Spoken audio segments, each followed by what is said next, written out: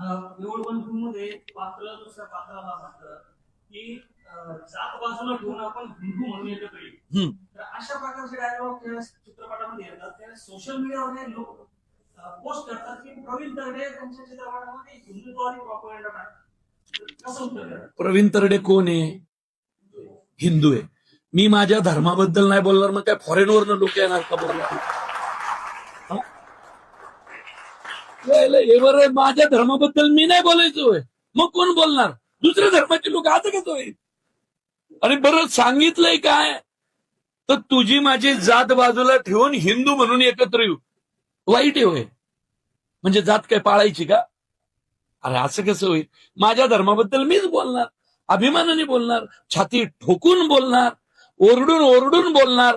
माझा सिनेमा जगभर लोक बघणार, वेगवेगळ्या भाषेत ट्रान्सलेट होणार, तिथं जगाला कळणार की आता देश बदलतोय, लोकांना एकत्र यायचंय जातपात बाजूला ठेवून.